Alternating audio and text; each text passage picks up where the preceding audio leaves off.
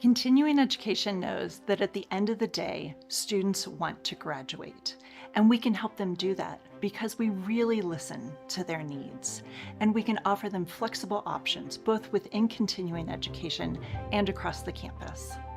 We don't take a cookie cutter approach. We realize each student comes with their own story. So whether it's a part-time student looking to complete a degree program or someone just looking for online courses, we're there to connect them to the resources of the university.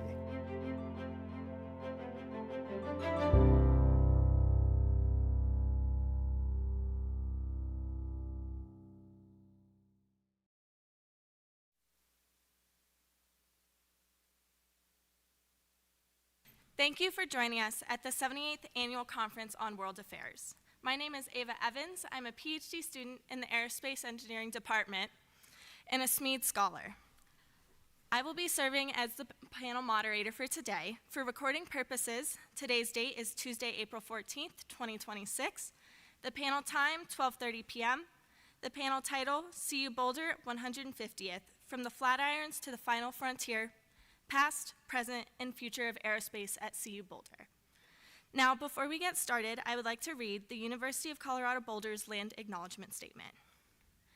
The University of Colorado Boulder, Colorado's flagship university, honors and recognizes the many contributions of Indigenous peoples in our state. CU Boulder acknowledges that it is located on the traditional territories and ancestral homelands of the Cheyenne, Arapaho, and Ute, and many other Native American nations. Their forced removal from these territories has caused devastating and lasting impacts.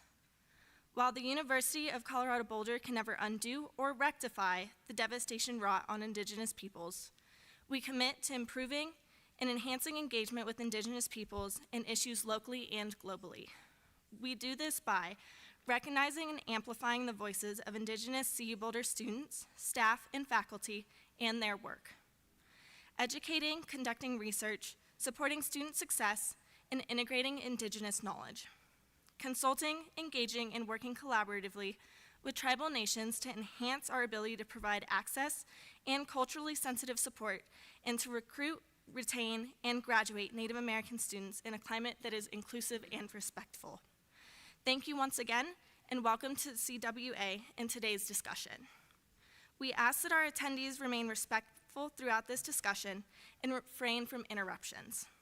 Signs, banners, noisemakers, and other audible disruptions are not permitted and will result in those responsible being asked to leave the room. Time will be allotted at the end of the panel for questions from our in-person audience. We will take your questions via handwritten note cards. Please raise your hand if you have a question, and our producer, Adam, will give you a note card and a pencil. Please print legibly, then raise your hand when you have a completed card, and our producer will collect it and bring it to me. Now, for our panel today, From the Flatirons to the Final Frontier. This MEAD program is the proud sponsor of this panel and is dedicated to developing well-rounded leaders who create innovative, lasting impact in engineering and science to build a better future. CU has been pushing the boundaries of space exploration since 1930. What began as a bold academic pursuit has grown into a globally recognized ecosystem. From the Ann and H.J. Smead Department of Aerospace Engineering Sciences to the world-class research conducted at the Laboratory for Atmospheric and Space Physics, to the Fisk Planetarium, and to the thriving entrepreneurial aerospace community across Colorado. Did you know that this university is the only one to have sent scientific instruments to all planets in our solar system? That does include Pluto. Our alumni have carried the Buff Spirit into orbit, and today our research spans from the deepest oceans on Earth to interstellar space. But this panel is not just about celebrating milestones. It's about understanding how we got here, what defines this moment in aerospace, and what responsibility we carry forward into the next generation of aerospace engineering and space exploration. From the Flatirons to the Final Frontier, the story of CU aerospace engineering is one of ambition, innovation, and stewardship. So I'd like to get us started and introduce the panel behind the work. Go ahead if you would like to start, Bethany. All right. Well, thanks everyone for being here. So my name is Bethany Ellman. I am director of the Laboratory for Atmospheric and Space Physics here, as well as a professor of geological sciences and astrophysical and planetary sciences. I've been here, I came to see you recently, about 8 months ago, to take this role, having for 14 years been a professor at Caltech and having spent nearly almost 25 years since I was a student working on spacecraft missions. I'm a scientist by training. I'm a geologist, but I just happen to study rocks on other planets, especially interested in the history of water on Mars, water and minerals on the moon, asteroids, and the icy worlds of the outer solar system, Europa and Enceladus. Bethany, that's going to be hard to follow up. My name is Marcus Holtzinger. I'm a professor in the Aerospace Engineering Sciences Department. I'm also the Dale Hatfield Endowed Professor for Space Policy and Law, which is really interesting when you're an engineering professor, a controls theorist, actually, and you get to go and talk to people about space policy and law all the time. The research that I do is primarily focused on something called space situational awareness. Space situational awareness is all about detecting, tracking, and characterizing all the things that we have up on orbit and inferring, in fact, things like intent, whether or not it's a threat or a danger, and other fun questions. For the last couple of years, most of that work has actually been involved in cislunar space situational awareness research. I don't know if anybody remembers but me, but about 6 years ago, 2020 October, we were all pretty busy with something else, but at the same time we had an object come back in from the solar system into the cislunar region. And we couldn't figure out what it was for a while, and it turns out it was one of the Surveyor boost vehicles, the third stage, that came back after 50 or so years and surprised us. So that was a lot of fun. And of course, we've been watching the Artemis missions very, very closely and been very excited about that. I think I'm just really excited to be here, to be able to talk to you all, and I hope that this whatever combination of space policy and law and control theory that I can bring today is going to help everybody.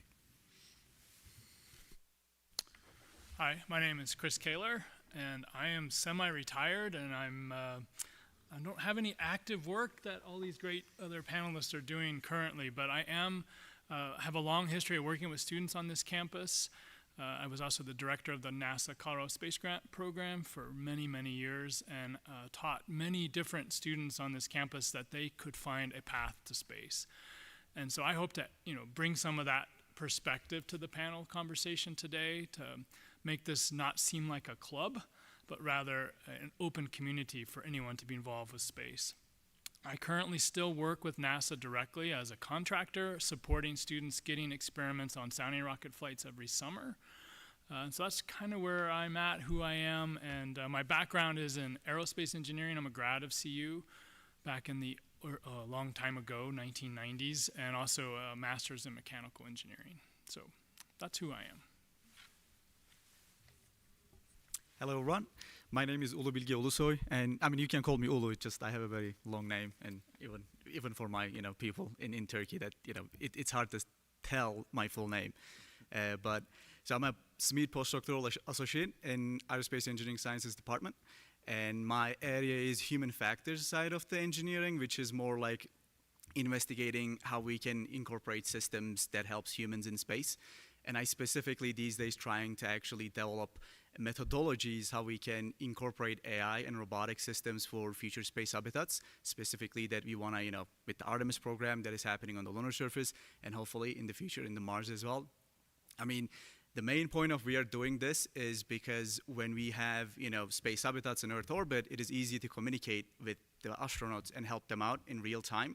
But when you go towards the moon, Mars, and beyond, it's going to be really hard to have that real-time communication and real-time support, so we will need to have AI and robotic systems helping crew.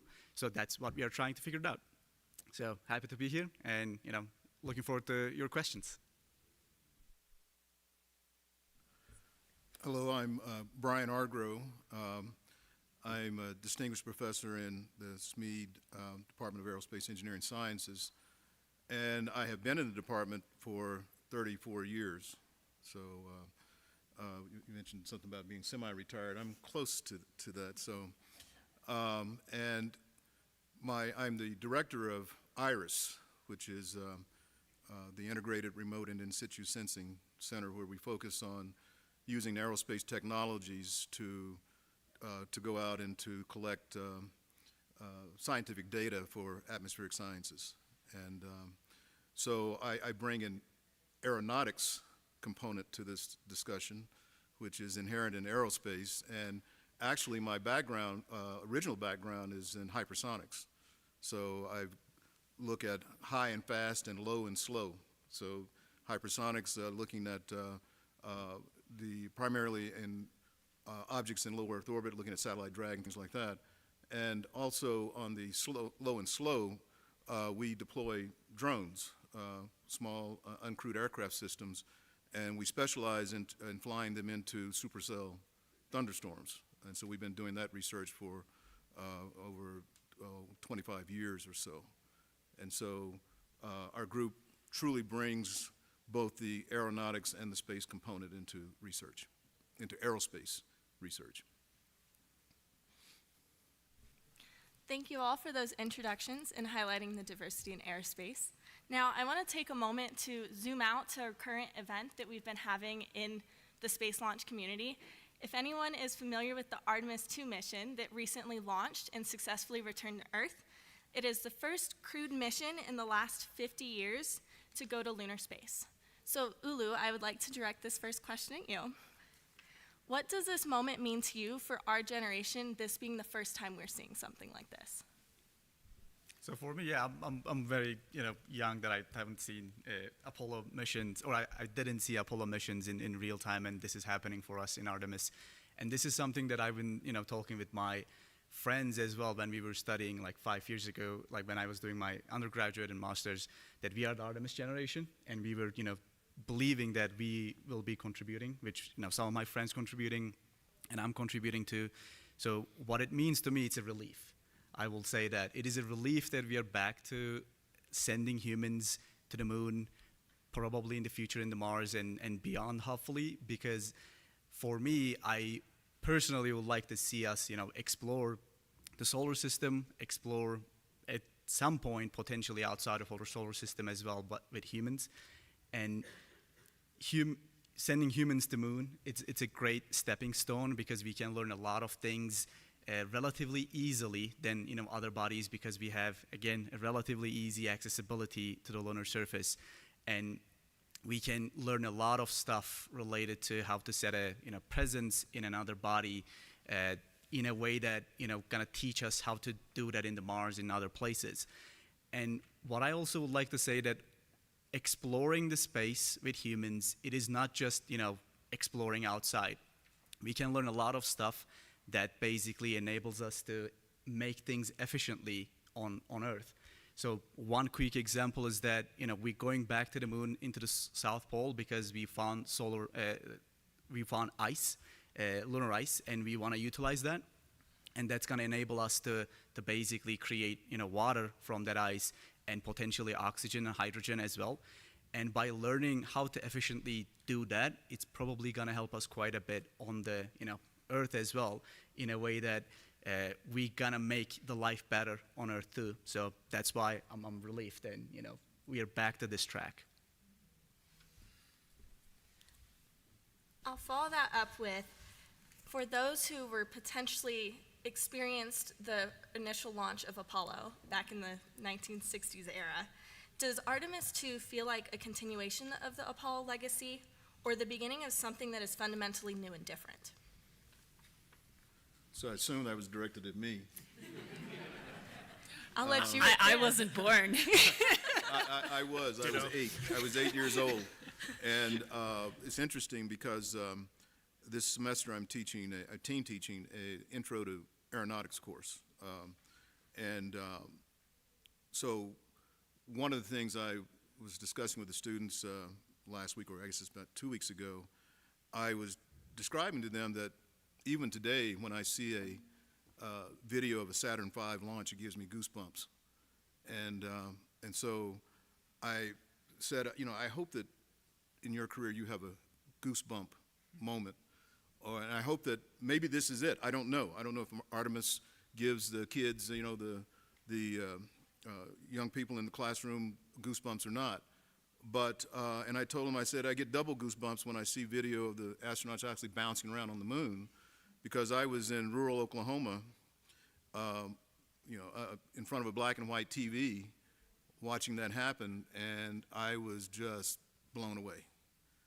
And the fact that, you know, someone who looked like me at that time, who could dream that, you know, I could potentially be there, is one of the reasons why I'm sitting behind this desk right now. I didn't go into the astronaut corps, but certainly have been able to pursue my passion in aerospace engineering.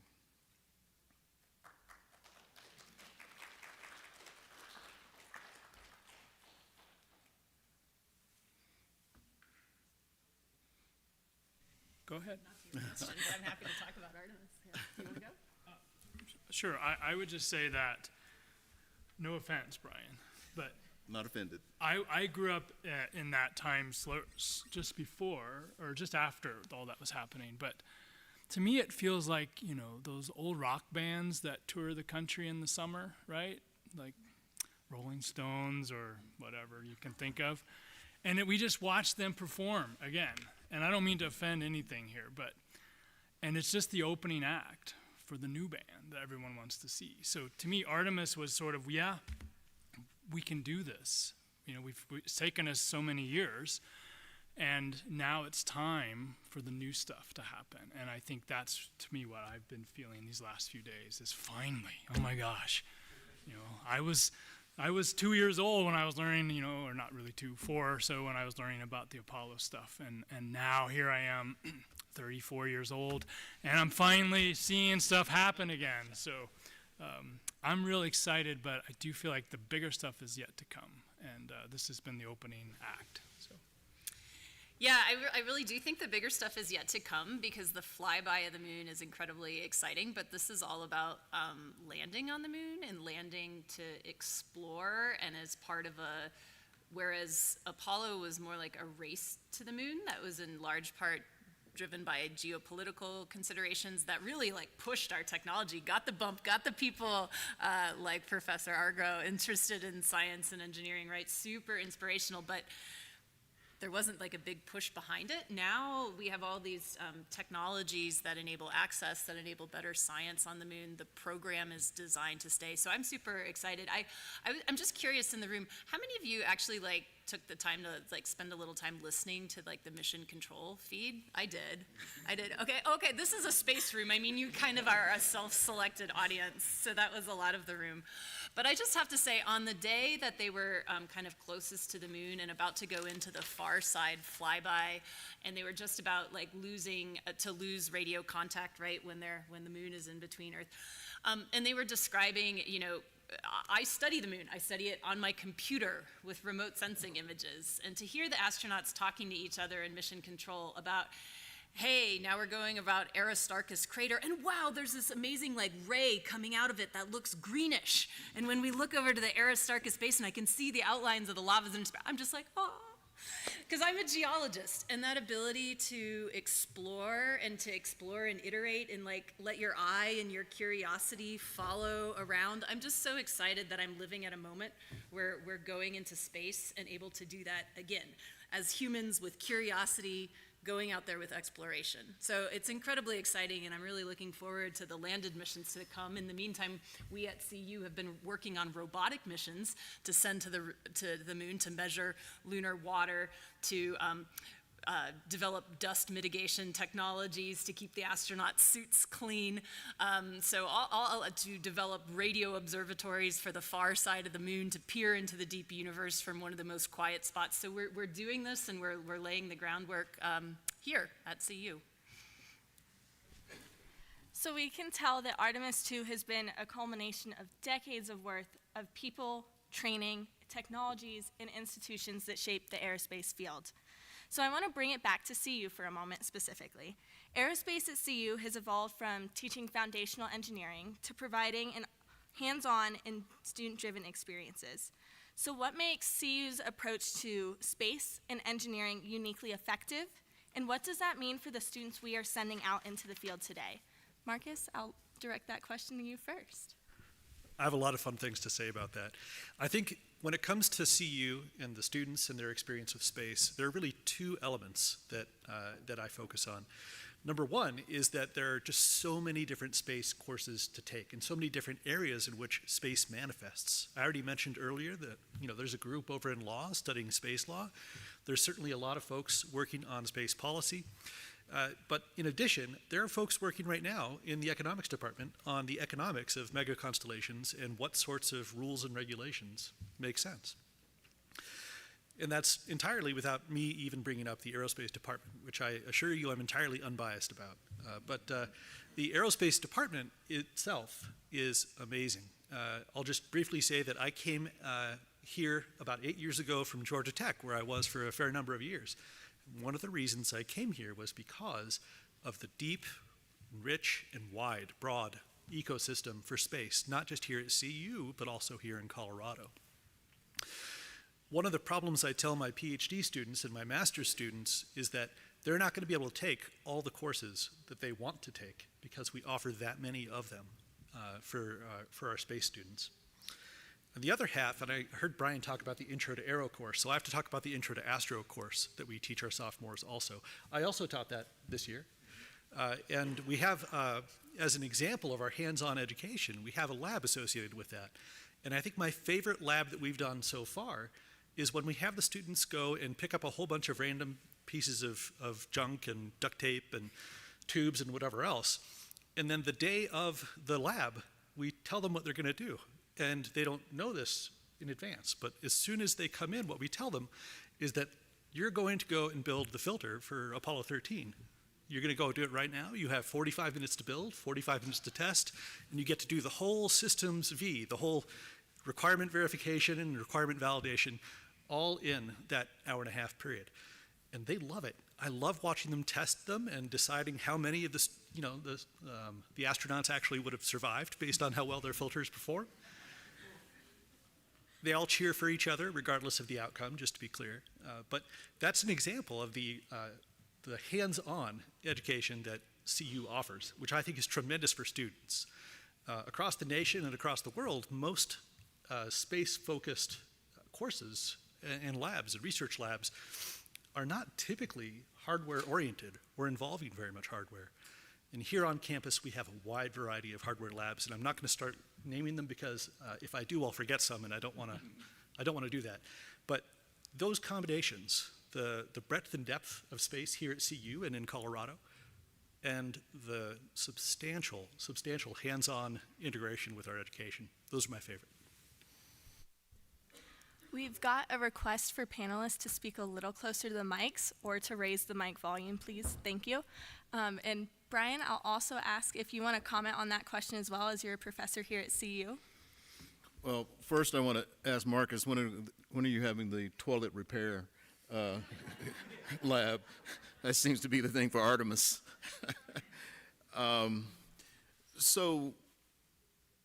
Around the early 90s, well, one of the reasons why I came to CU Boulder back in 1992 was because of the development at the time of what's called the Integrated Teaching and Learning Laboratory, which is still in operation on the main campus. And it was one of the first, well, I suppose it was the first of its kind in the U.S. in terms of providing a facility focused entirely on the integration of teaching and learning with hands-on activities and so forth. And so I came here and participated in that. And then we, in Aerospace, in the mid-90s, we actually built our curriculum around that facility. And so, and even to today, it's carried through, and we're having to make certainly adjustments over the years, and recently a relatively large adjustment in part because of the size of our program. We're in high demand, and so there are a lot of students who want to get into our undergraduate program as well as the graduate program. But we here at CU Boulder and SMED Aerospace, we've sort of have made a mark in terms of hands-on experiential learning that industry has certainly given us feedback in that, you know, wanting our graduates to hire our graduates because they come in having done something, you know, in terms of not just paper designs and calculations, but actually having hands-on hardware. As an example, our capstone course, the senior projects course, that this is the in the fourth year of the curriculum. It is it's a synthesis followed by practicum, meaning that it's a two semester sequence, and in the first the students are given a problem, or it's a project, so that they have to develop requirements. And so one of the things you have to ensure that the students learn is that when you're given engineering requirements, companies want you to meet those requirements. They don't want you to do a bunch of extra stuff. They want you to meet those requirements. And so we focus on that. And so there's a design, build, test, and verify. So the students have to build a prototype of whatever it is that the system that they are designing, and including software. So you might say, well, how do you build prototype software? Well, you build the software, then you test it. And so it's a prototypical engineering experience that our students get in their senior year that brings all that the previous 4 years or 3.5 years to bear on real life engineering problems. And so I think that's one of the ways that we, on the technical side, prepare our students. We also, it's a liberal curriculum, meaning that they also are required to take their courses in humanities and social science. And we can't forget that part.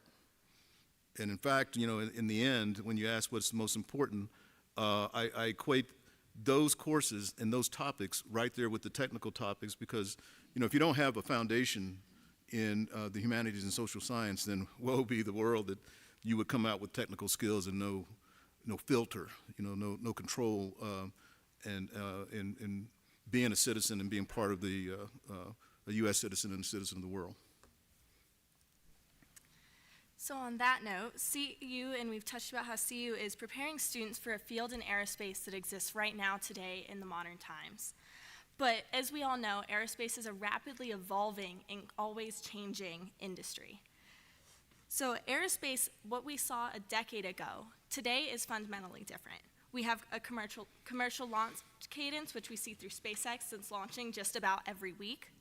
We have proliferated constellations that are reaching a point of maybe potentially crowdedness.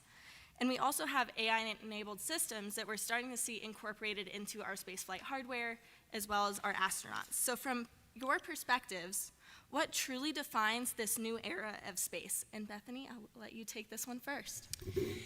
Yeah, I think there's two huge trends that I hope people are kind of paying attention to. One is just the decreased cost of access to space. One of this reusable launch and reusable launch vehicle, one of the things it's done is it's within the past decade or so, it has lowered launch costs by almost a factor of 10. And that's significant, and it drives the ability of many more people and nations and companies and philanthropies to participate in space than ever before. Just as like one metric, you can go on the web and find that the cost to bring like a payload to space, like a self-contained satellite or that you build, or a brick or whatever, if it weighs 50 kilograms, the list price on the market it's $300,000 to bring 50 kilograms to Earth orbit. Now, that's a lot of money, but it's not that much money, actually. And some of the things that we do here at Colorado are we build spacecraft that are about this size. They, weigh 20 kilograms, so we could bring 2 of them for $300K into low Earth orbit. And that's amazing, because what that's effectively doing is that those lowered launch prices are democratizing who has access to space. So right now, there are over 70 space agencies around the world. I was at a meeting last February at hosted in part by the Rwandan Space Agency with the U.S. National Academy of Sciences. Right now, the United Arab Emirates has a spacecraft around Mars that they built in partnership with the University of Colorado here. We're working with them now to build a spacecraft mission to go to the asteroid belt. South Korea and India have missions around the moon. So many more nations are able to sort of play in this space exploration game. Students around the world are exposed to it, and it's really at the level that, you know, a university can simply decide, hey, you know what, we're going to launch one of those satellites every single year. We're going to have a laboratory in space that our faculty and students can operate. We're going to have a BuffSat every year that does, you know, whatever the University of Colorado wants to have a spacecraft. So it's really exciting in that more philanthropy, more commercial organizations, more academic organizations have access to space. And between the Aerospace Department and LASP, we're building and launching spacecraft, both 2-ton spacecraft that go to the asteroid belt, and then just 2 weeks ago, in partnership with the aerospace engineering faculty member Bob Marshall, launched 2 CubeSats, each about this big, to study Earth's magnetic field and some properties of space weather. So it's really exciting in terms of what we're able to do right now and who is able to participate and support. It's not just big governments anymore. So as we're starting to see more and more missions come in from different nations across the globe and across the world, one of the questions that we've received so far is, from a space situational awareness perspective, Marcus, this is directed at you because they took your module last semester. What are the next steps for resolving or providing a resolution step for the congestion that we're potentially going to see in LEO? Well, that's a great question. I'm going to solve all of humanity's problems in space right now, right here. So there are a couple things I want to say. For a very, very long time, right, since Sputnik was launched, up until probably 10, 15, 20 years ago, the overall idea was that space was big. It was so big, in fact, that we didn't really have to even think about collisions or those sorts of problems. So the idea of the Kessler syndrome, who, of course, named after Donald Kessler, who came up with the idea, is that, what happens when we have spacecraft that break up or hit another spacecraft, and then that debris goes on to hit other spacecraft, and we have some sort of a runaway effect. Well, it wasn't until about 5 or 10 years ago that we actually got past what we think those thresholds are in polar orbit. So here in low Earth orbit, there are orbits that go up and over the pole and then down over the South Pole. That orbital space is now past the density that we think is necessary for Kessler syndrome to start. So that certainly makes it intellectually a very persistent and important problem to solve. But then, over the past 5 years, what else happened? Right? We started launching Starlink, soon to be Kuiper from Amazon. We started launching all these other spacecraft, and we went from having just maybe 1,000 or 2,000 active spacecraft to 10, 15,000 active spacecraft in the space of 5 years. So it's gotten a lot busier. There are a lot of stakes that these people have in space. I think that you've all probably heard, but most of our modern life depends upon space. And I say that for 2 or 3 reasons. Number one, banking in general and the stock market and everything else all depend upon timing from GPS satellites. Another fun thing is that most of our food supply, in fact, is dependent upon space. If you don't have good weather satellites, you can't tell farmers when to harvest their soybean crop so it doesn't get destroyed by hail or something similar. So the problem in space with congestion, now I'm finally getting to the answer, Ava. The problem with space and congestion is that nobody necessarily owns space, right? Anybody that has a launch vehicle and the technical capacity to operate a spacecraft can launch things into space. And in fact, there are many spacefaring nations. So how do you end up getting people to voluntarily stop launching things or do better jobs at taking these objects down at the end of their life? Well, that right there is a human problem. Has anyone ever heard of the tragedy of the commons? So that's a classical, probably apocryphal story about common greens in Ireland that were common for all of the shepherds to graze their sheep on. And of course, because it's not any one person's property, all the shepherds had their sheep graze on that lawn. And of course, eventually it just turned into a big mud pit, right? So that's the story. There are a lot of similarities in space, but the problem of solving those is fundamentally a human problem. That's not an equation that I can write. That's not a theorem that I could prove. That's a human problem. How do we share that resource? And I'm not going to solve that right here. But that's the fundamental problem. So we've touched on how we're starting to see a massive or fundamental shift occurring in the aerospace industry. And what's unique about a lot of those changes are that Colorado plays a big role right here in and of itself because we have such a dense space industry complex here. So Colorado has become one of the nation's most dynamic aerospace ecosystems. And Chris, I will direct this question at you. From your vantage point, what makes the CU Boulder pipeline distinctive within that ecosystem? And what are the greatest opportunities for impact over the next 10 years? Where do you see us going? And how do we make sure that the future of aerospace supports the community? If you could bring up my slides, I have about 40 slides to help answer this one. I'm joking. Let's see. I think I have a few things I'd like to say to try to address this. And one is a little bit about my own personal story, which is exactly why you came here, right, to hear my life story. But it relates to what I'm about to say after, which is I think one of the things that CU has always been, at least for me personally, and that I've seen with other students that when I worked here for 25 years, teaching students, is that they create opportunities for students to do what they want to do, to explore what they want to do with their lives, even maybe when they don't know what they want to do. And that was what happened for me. I didn't know what I was going to do when I went to college. I honestly didn't think I had to go to college. I was in high school and was like, I guess, yeah, I got to go to college. But so my dad took me to the engineering lobby here, and I saw all the cool space pictures in the lobby on transparencies with a light behind them. It was really fantastically cool. And it reminded me that I did like space and I like science. And I said, maybe I will try that again. And CU took a chance on me, literally. They gave me entrance into the engineering college as a probationary student because my grades weren't that great. And then I sort of found all these cool opportunities here at CU to use my hands, and we've talked about here that today, and I think that is one of the things that makes CU so important to this ecosystem here in Colorado is that they embrace the idea of using hands to learn. And I know that sounds kind of weird, but you mentioned it, Marcus, you mentioned it with the ITLL. If you walk into the ITLL on main campus, there emblazoned in silver is the phrase, I hear and I forget, I see and I remember, if I do, I understand. And that is the philosophy behind the aerospace department.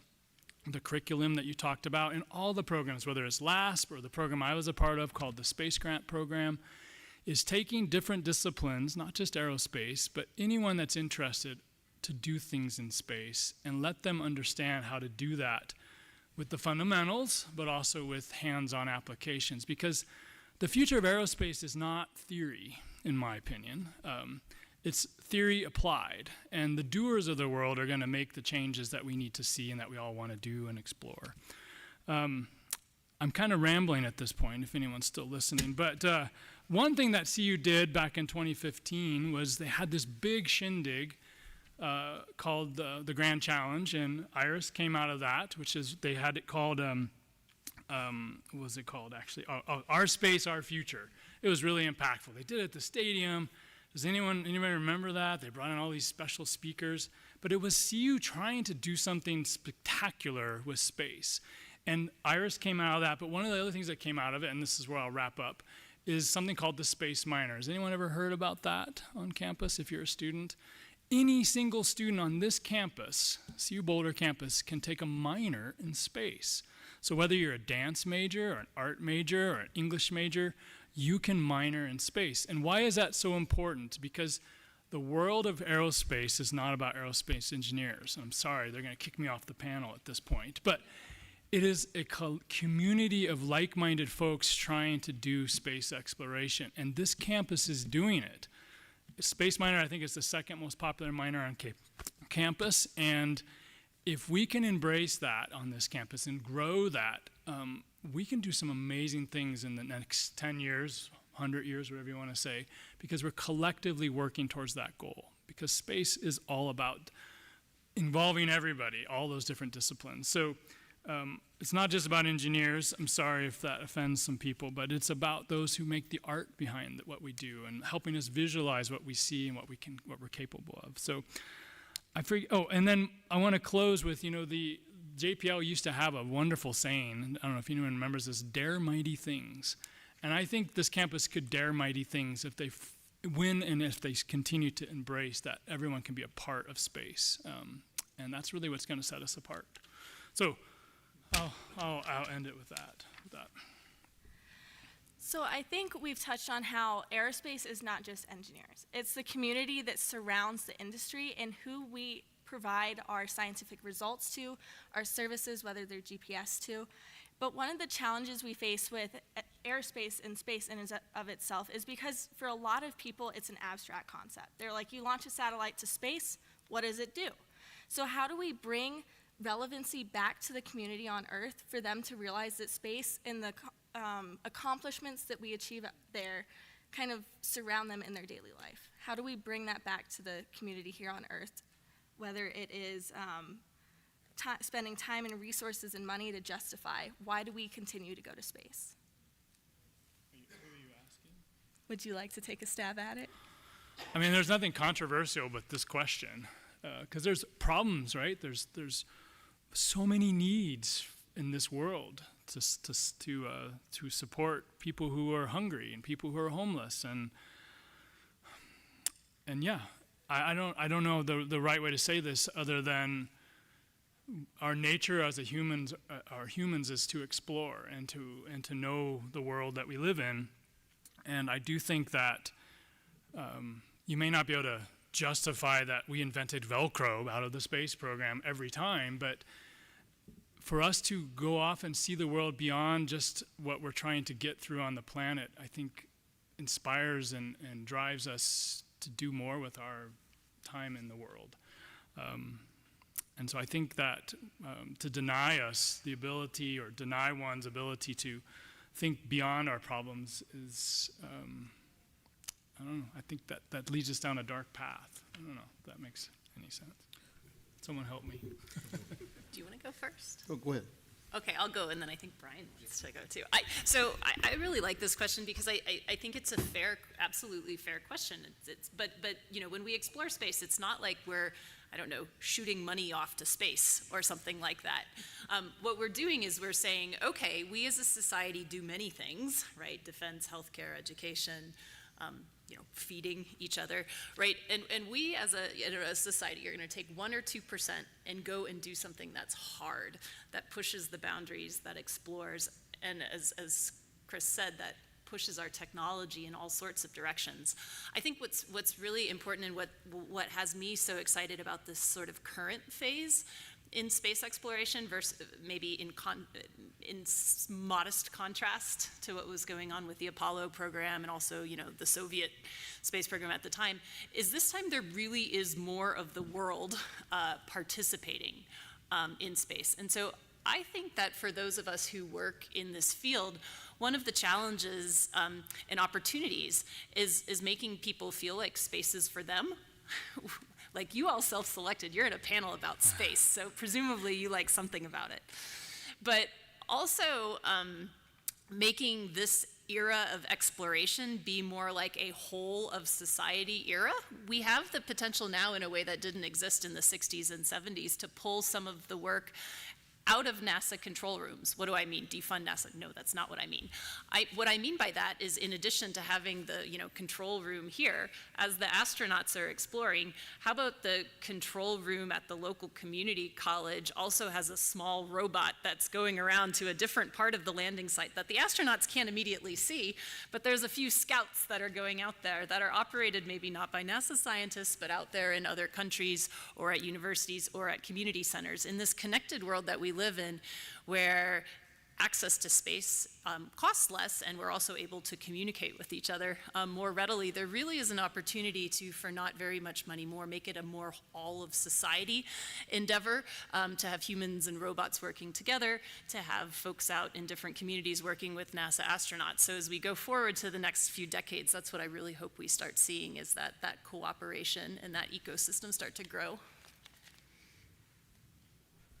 So I just going to add that one of the things programs like the space program do is they allow focus.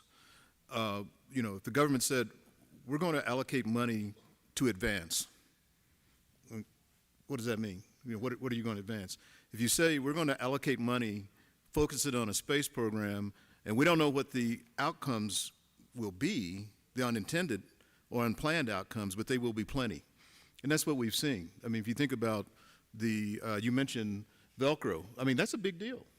I mean, we kind of chuckle, but Velcro is a big deal. I remember, you know, Tang, that's a big, Tang may not be such a big deal. Space food sticks and things like that came out of Apollo.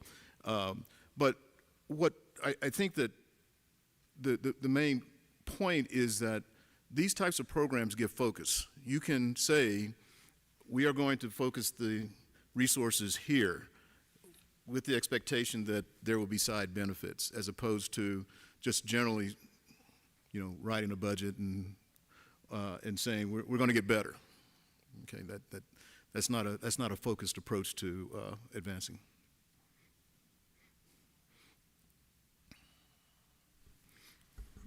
And with that, we'll slightly shift to a couple of the questions that we've got. Mentioning the Artemis mission has sparked a couple of questions. The first question is, why did it take over 50 years to return to the moon? And also looking forward, what are the travel plans for Mars? Okay, I'll take this, and then some of my aerospace colleagues can weigh in. I would like to see how Ulu, with his curriculum, is preparing us to go to Mars well, because I think that's in your wheelhouse, so maybe I'll hand That's it. also the next question. Oh, okay, all right. Well, I'm anticipating the question. It goes back to kind of what we were saying, is that, you know, you as we collectively as a society, you have to choose that you're going to do space exploration. It doesn't just sort of happen with a bunch of people sitting around looking at each other. You have to decide on what the program is, that you're going to commit to a destination, that you're going to commit to goals, and that you're going to commit to a budget to execute that.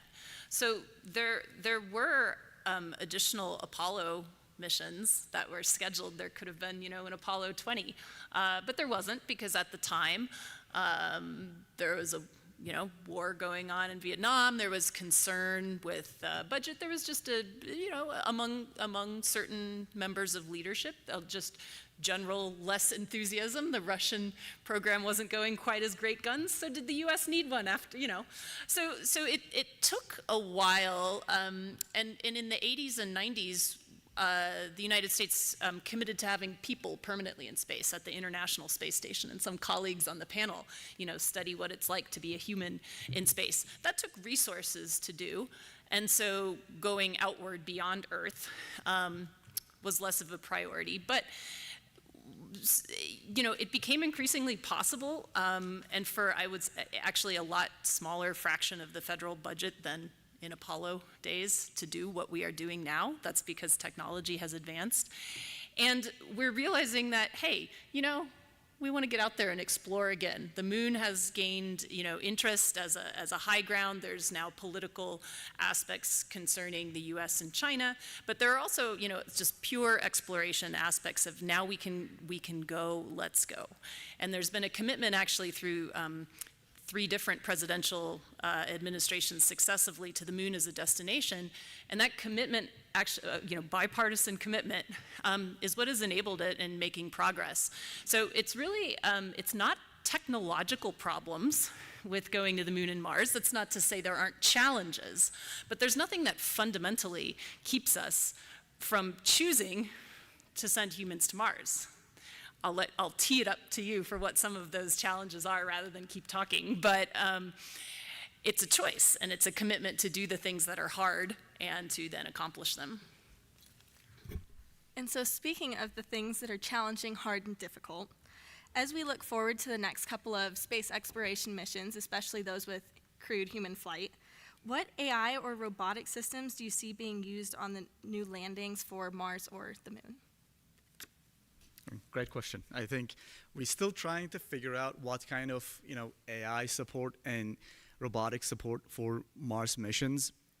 But let me kind of go back a bit and give you this big picture about going to Mars and why we are not there yet. So there are certain challenges to go to Mars, and if we can kind of put them into categories, like radiation is one of the problems, long duration missions without the support of the Earth's a magnetic shield, people gonna get a lot of radiation, so we need to figure that out. Another thing is the propulsion itself, because chemical propulsion is not the most efficient thing, and you have to wait to planets to align in a certain way, so you can go there in 6 months and come back in a year and a half, so your mission becomes 2 years. And the third thing, which is the one that I am focusing on, and many people are actually focusing on this aspect, is that Earth independent operations. As I mentioned, it is not easy to keep crew alive and missions ongoing without the huge support from the Earth. There's hundreds and thousands of people actually working in real time, helping out ISS, International Space Station, to be operational every day. And when you go to Mars, you're basically not gonna have that, even on the way, because the closest approach or closest distance between Earth and Mars enable you to have 4 minutes communication delay. So you're saying hello and they hear 4 minutes later. And that is a huge problem, because a lot of operations, as I said, even basic maintenance, like plumbing that they do in space habitats, there's hundreds of people actually watching astronauts do that real time and making sure that there's nothing going wrong, and they're not doing something wrong as well. So they're not bursting a pipe, basically, that they can kill them, right? And you're not gonna have that on a journey to the Mars, and also when they're on the Martian surface as well. So AI and robotics comes into the way of, especially AI comes into the way of that role of what mission control experts do. They need to watch, so we need to have this thing called computer vision, which is some kind of AI technology that watching the real world through cameras and trying to make sense of it and try to give suggestions and feedback that mission control would give, right? That's one of the things. Another thing is, for the robotic side of the things, is when you send humans to Mars, it's only gonna be crew of 4, 6, maybe 8, depending on the situation. They're still trying to figure that out. And what that means, that you trying to have thousands of people, group of people normally do these missions with 8 people. So what happens is that the crew needs to take over some of the roles that mission control does. So what that means, that they cannot support each other. So for example, when we do EVAs these days in International Space Station, there's always 2 astronauts, because that kind of support each other. It's like a buddy system that we do with students as well. And maybe you won't be able to do that. So now what you need is some kind of robotic system that holding light for them, holding tools for them, or maybe performing certain actions while crew is watching. So at the end, what we need from AI and robotic systems is that first, AI needs to be getting into that level of mission control, but it is not going to be easy to replicate that. And that is one of the reasons, as I said, we are still not there, because we cannot replace the mission control right away with the AI, but we're trying to figure it out. And the other thing is, for the robotic systems, we're trying to understand, what kind of capabilities these robotic systems, doing. And that is something that I'm doing these days with the robotic things, that what kind of things that robotic systems can do, and then you need to design the mission around them. But it is gonna take some time for us to get into that stage, and I think the Artemis program is gonna help us a lot in terms of understanding, because you still have that 5 to 10 seconds maximum communication delay, so Earth people can support you all the time, but that is not going to be possible for the Mars. So we need to learn from the Artemis program, and then learn from the Earth-based analogs and Earth-based studies, and then start building for the Mars, because it's not going to be easy to do that. And as we kind of look forward to the future, beyond the immediate horizon or the next 10 years, as we look forward to maybe the next centennial 100 years, for either CU Boulder specifically or across the nation for NASA or international, the European Space Agencies, across multinational organizations, what either technical, human, or policy-based do you hope can be traced back to the aerospace community? What do you want the future to look like for space exploration? And Brian, I'll start on your end. Well, I suppose any question that's asking us to look to the future, you have to stop and think as past as prologue, and you have to look back and ask the question. So if you ask the question, 100 years from now, 200 years from now, what things will be like, the first place I'd say to look is to look back 200 years, 100 years, and ask that question of what transpired to get us where we are today. And if you look back, and I was thinking about something along these lines that so we're 250 years from the Declaration of Independence this year, and if you take that time and you divide it in half, you're approximately where the Wright brothers in 1903 did the first flight. And so you think about those two halves of what happened between the Declaration of Independence and the Wright brothers, and then think about what happened between the Wright brothers and now. It's mind-blowing. Now, part of that is that there were great technological advances during the worst years of human existence, and that was World War I and World War II. So, once those were essentially settled, the advances in tech, it was almost a discontinuity in technology where is a matter of survival and the various participants. So let's hope that going forward we're not going to depend on a couple of world wars to advance technology, but some of the root causes of those things are still there. So we can't really talk about the technological feats that we may be present 100 years from now or so without considering the societal challenges that will allow us to actually accomplish some of those things. And so that's where I look at the university in terms of what the legacy is and our mission in terms of providing a liberal education and I'm not saying training, this is education. And I'll go back to, once again, talking about our technical curriculum being complemented with or supplemented with required courses in humanities and social science, that without that foundation, let's not even talk about it, because we won't get there. And there's another recent event that gave me some caution. So I don't want to be a downer here, so I'm a pessimistic optimist in terms of these things I'm saying. How many of you saw the news or the articles about the chimpanzees in Uganda having a civil war that just erupted out of nowhere? And so that, being our closest relatives, that kind of tells you that there's some things in us that the chimpanzees, they can't control it. But we have a neocortex, and so we are in a position to control those things. But it takes I think the most important contributor to making sure that we get to 200 years or 100 years in the future is the university. It is to provide and when I say liberal education, that's not liberal in the sense of liberal versus conservatives when you're talking about Democrats and Republicans. That's not what liberal is referring to. Referring to the original definition of a liberal education. So I know this is being taped, so don't confuse what Brian Argrove is saying about liberal education meaning that's a Democrat education. That's not what I'm saying.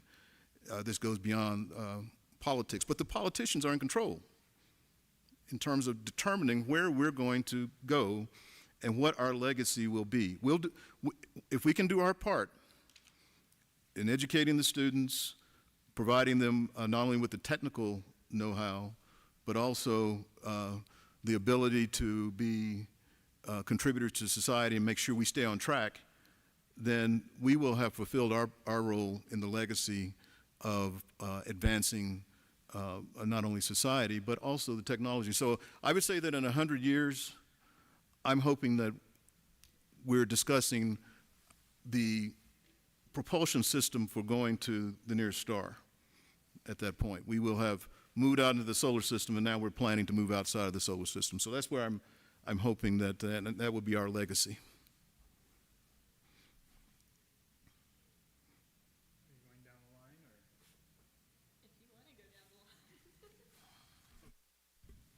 Would you go ahead? Go ahead.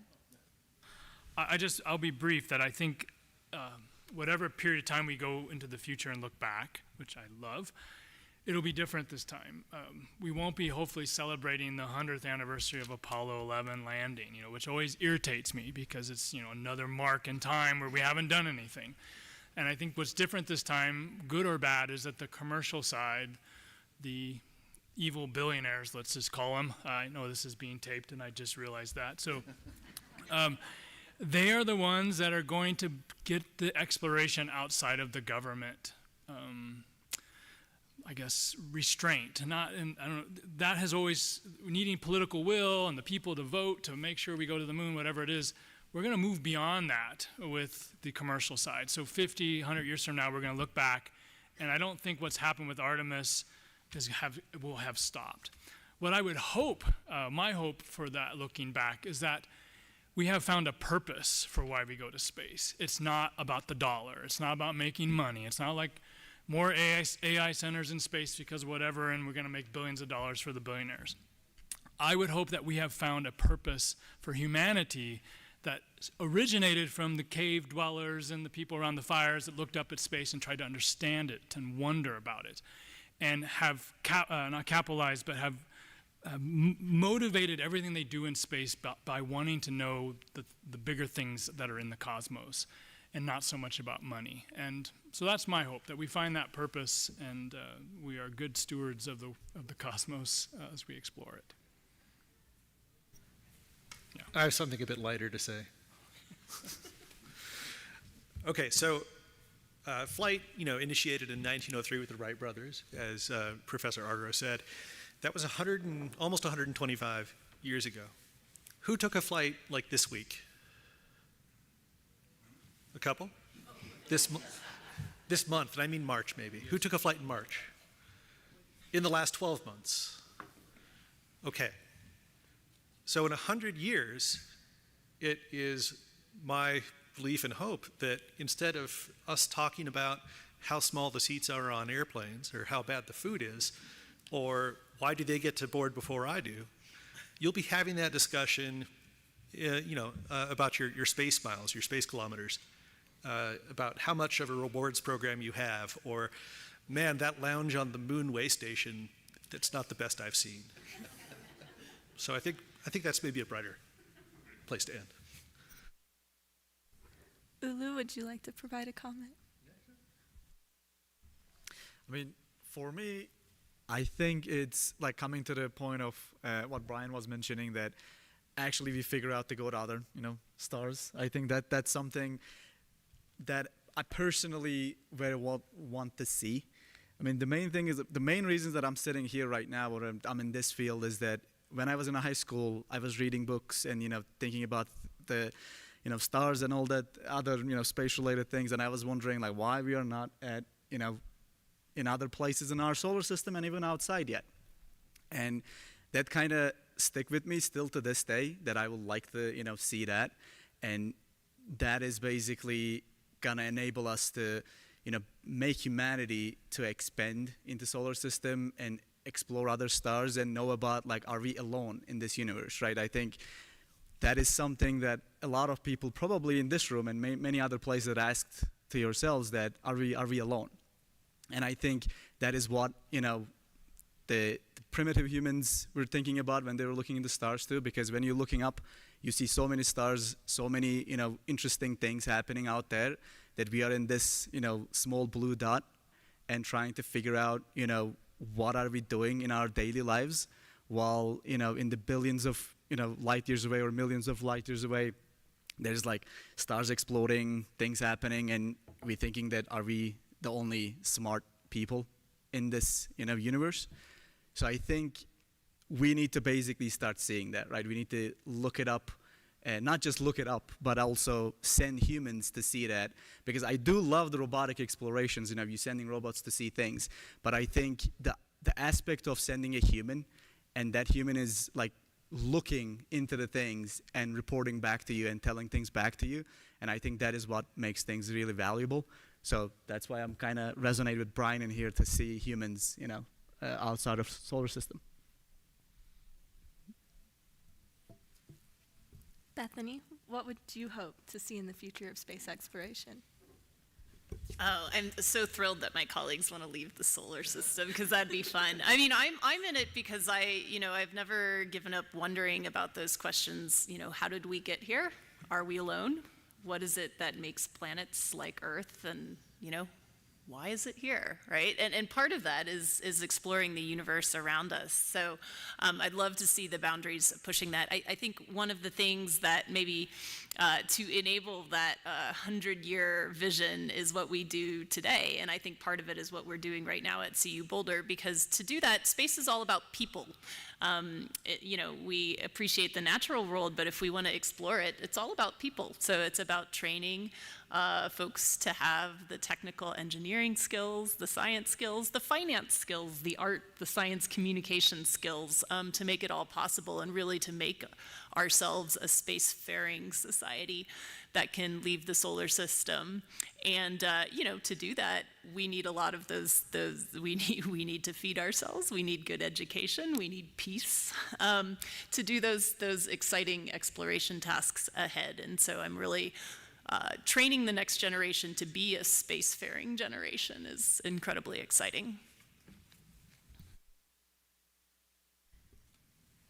Well, thank you all for your responses. And as we conclude this panel for the CWA, what's so powerful about this conversation is that it's connected generations, not just past achievements, present momentum, but also a future that we still have yet to define and what we are looking hopefully forward to. We've heard about CU Boulder's legacy, whether it's the Aerospace Engineering Sciences Department or LASP, the Laboratory for Atmospheric and Space Physics, and explored how today's aerospace landscape is reshaping through commercialization, autonomy, and expanding human presence beyond Earth to Mars and to the Moon. But we've also recognized that this work is not solely technical. It's also political. There is economic factors to be considered, as well as ethical problems as well. If there's a thorough line in this conversation, it comes down to this. Aerospace at CU Boulder and the community has never been just about reaching further, but about understanding more deeply our planet, our solar system, and our role within it. As we celebrate 150 years at CU Boulder in this university, the question is not what we build next, but rather how we build it and who we build it for. As the generation of aerospace engineers graduates this spring, the future of aerospace will be shaped by individuals defined by humility, responsibility, and imagination. And those future leaders in aerospace are going to be shaped through the SMED program, and the department will continue to impact humanity to build a better future for all. From the Flatirons to the final frontier, the journey does continue. Thank you to our panelists, and thank you all for being a part of this conversation. If you have additional questions that we did not address at this time, please feel free to come up and ask. Our panelists will stay up here for a little while. Thank you.